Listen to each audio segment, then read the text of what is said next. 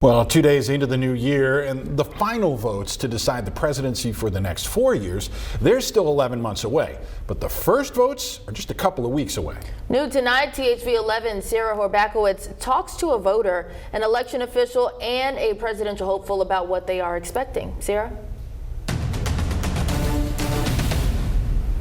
Yeah, Faith, it's a big year. In less than 2 months, Arkansas voters can head to the polls for their first say in who becomes our next president. Pulaski County is expecting possibly their biggest turnout in over 10 years. Now, voters, governments, and candidates are all getting ready for Americans to decide. It's kind of exciting just to have that sticker. Anna Skinner has watched her mom go through the election process for years as a state Senate candidate, but this year will be the first time she gets to step in a booth herself. I get to have a voice and say what I think on a national scale. This year, millions will head to the polls, tens of thousands in Pulaski County alone, to make their voice heard. For County Election Coordinator Amanda Dickens, Super Tuesday begins her Super Bowl season. We've been prepping for the last 3 to 4 months, just getting ready. From poll worker trainings to outreach events, she wants voters to know their ballot is secure. All of the machines are locked and secured after testing and remain locked and secured until they're delivered to the polling locations. State Board came out and did an audit of our 2022 general election, 100% accuracy. And as voters and counties are preparing, so are candidates,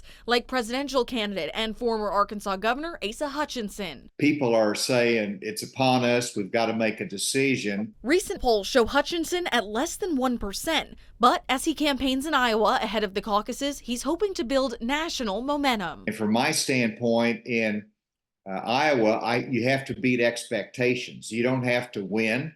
You have to come in a strong finish that beats the expectations. Planning to stay in the race and visit Arkansas again closer to our March primaries. If you're not in the race, then you can't make a difference and you can't have a chance of influence in the direction of our country. You got to be prepared for the long trip of this campaign.